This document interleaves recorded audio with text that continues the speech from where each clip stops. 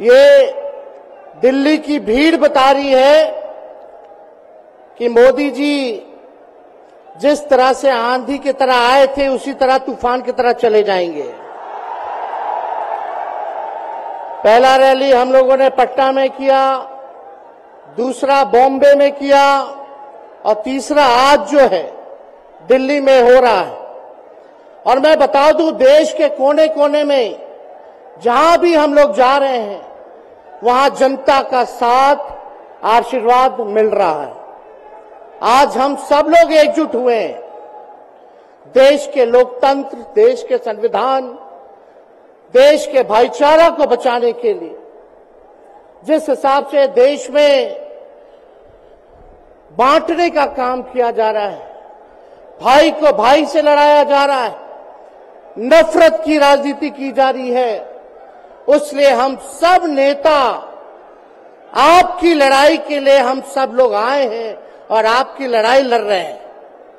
और हम लोग सब लोग चाहते हैं कि इस लड़ाई में आपका साथ मिले, आपका आशीर्वाद मिले और आपका प्यार मिले। जो लोग नारा लगाते हैं अब की बार 400 पार, उनका मुंह है कुछ भी बोलेंगे, लेकिन एक बात तय है, जनता ही मालिक है, आप मालिक हैं और आपको तय करना है कि देश के शासन में कौन बैठेगा, काम करेगा। आज यहां दिल्ली की जनता से पूछना चाहते हैं, वो लोग नारा लगा रहे हैं, टारगेट फिक्स कर रहे हैं, अब की बार 400 पार, ऐसा लग रहा है कि पहले से ही ईवीएम सेटिंग हो चुका है। ये लोग फिर भी आप लोगों से पूछना चाहते हैं कि आप लोग, ये लोग जो नारा लगा रहे हैं, क्या वो सच होगा या वो सत्ता से बेदखल करिएगा? हाथ उठा के बताइए, इनको सत्ता से बाहर करना है कि नहीं करना? आज हम सब लोग देख रहे हैं कि देश में अघोषित इमरजेंसी लागू हो चुकी है। देश में सत्ता में जो लोग बैठे हैं तानाशाह रवैया अपनाने का काम कर रहे हैं, घमंडी हो गए हैं लोग। और आज हम लोग किसी को गाली देने नहीं आ रहे, लेकिन जो आंख से देख रहे हैं वो बताने आ रहे हैं, जो महसूस कर रहे हैं वो बताने आए हैं। सत्ता में लोग जो बैठे हैं, विपक्ष का धर्म बनता है, कर्तव्य बनता है कि उनसे हम लोग सवाल करें। आज मेरा मानना है कि देश में सबसे बड़ा अगर दुश्मन है तो बेरोजगारी है, महंगाई है, गरीबी है।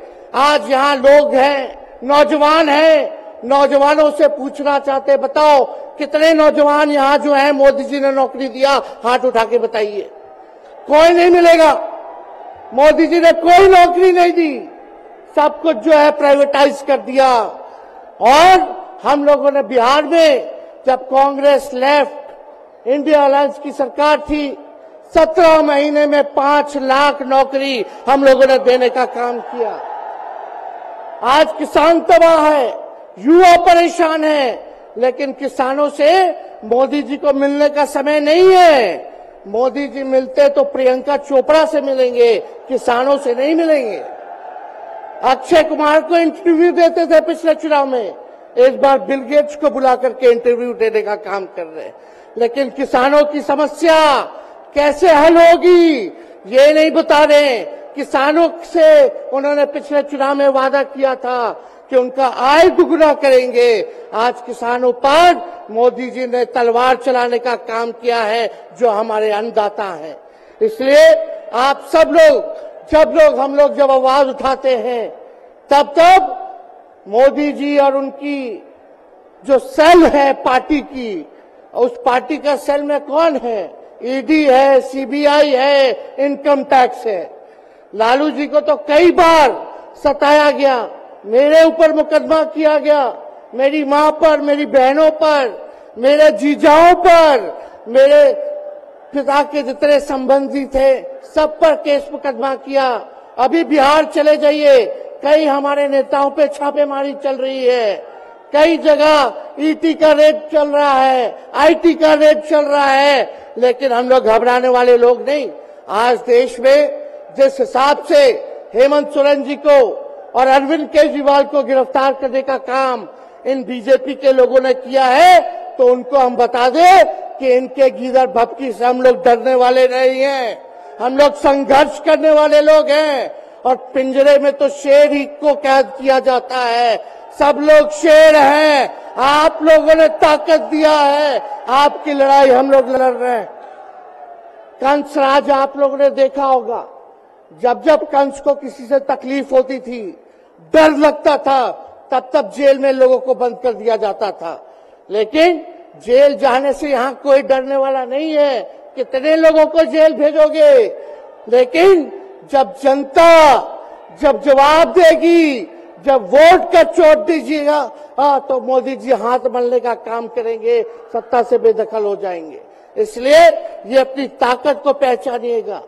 सब लोग चुनाव के समय आप सब लोग पोल कीजिएगा, वोट दीजिएगा, लोगों को भी वोट दिलाने का काम कीजिएगा।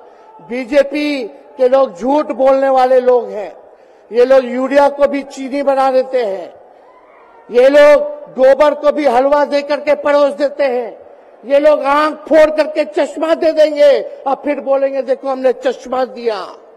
ये झूठी पार्टी है, इसलिए इन पे विश्वास मत कीजिएगा। मोदी जी कहते हैं कि उनका गारंटी मजबूत गारंटी है, गारंटी की बात करते हैं। हम बोलते हैं मोदी जी की गारंटी वैसी ही गारंटी है जैसे चाइनीज माल होता है। 2-4 बार इस्तेमाल करोगे और वो गारंटी जो है खत्म हो जाता है, टूट जाता है, खराब हो जाता है। तो जब तक चुनाव है तब तक ही मोदी जी की गारंटी है, बाकी कुछ नहीं। 2 करोड़ रोजगार का क्या हुआ, 15-15 लाख रुपए का क्या हुआ, ये जवाब नहीं देने वाले, लेकिन हमेशा जो है प्रोपेगेंडा चलाने का काम करते हैं और लोगों को भटकाने का काम करते हैं। इसलिए आप सब लोगों को सावधान रहना पड़ेगा। इनके झूठ पे आप लोग विश्वास मत कीजिएगा। और हम सब लोगों ने आज तस्वीर देखा, आज तस्वीर क्या देखा कि आज महामहिम राष्ट्रपति जी आडवाणी जी को भारत रत्न देकर के सम्मानित कर रही थी। मोदी जी आडवाणी जी के बगल में बैठे हुए हैं, राष्ट्रपति खड़ा होकर के सम्मानित कर रहे हैं, लेकिन मोदी जी खड़ा भी नहीं हुए राष्ट्रपति के सम्मान में, खड़ा भी नहीं हुए। इससे पहले भी हम लोगों ने तस्वीर देखी कि राष्ट्रपति पीछे पीछे चल रही है, मोदी जी आगे आगे चल रहे हैं। ये हम आप सब लोगों को बताना चाहते हैं कि इनका संविधान पे कोई विश्वास नहीं है। ये लोग नागपुरिया कानून को लागू करना चाहते हैं, आरएसएस के एजेंडे को लागू करना चाहते हैं। इसलिए ज्यादा कुछ ना कहते हुए एक आंकड़ा हम जरूर बताना चाहेंगे।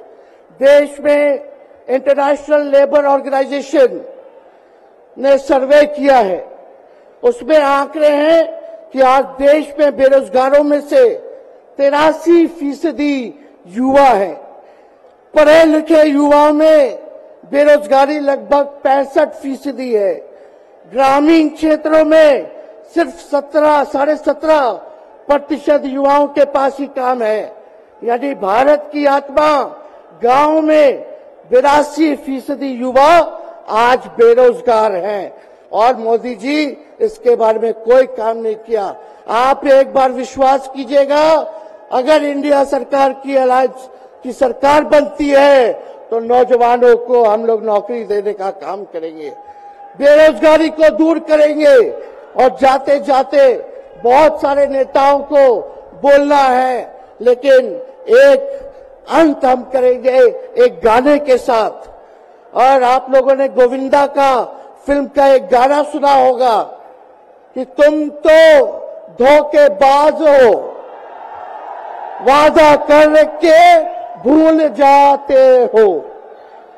रोज रोज मोदी जी तुम ऐसा करोगे, रोज रोज मोदी जी तुम ऐसा करोगे, जनता जो रूठ गई तो हाथ मलोगे। अरे तुम तो धोखेबाज हो, वादा करके भाग जाते हो। तो आप सब लोगों को बहुत बहुत धन्यवाद। आप सब लोगों का आशीर्वाद मिले और हम सभी लोगों जो है आज मिसेस केजरीवाल और हमारी बहन कल्पना जी के साथ हम लोग जो है मजबूती के साथ खड़े हैं और इस लड़ाई को लड़ेंगे और जीतेंगे। बहुत बहुत धन्यवाद। जय हिंद। बहुत बहुत धन्यवाद।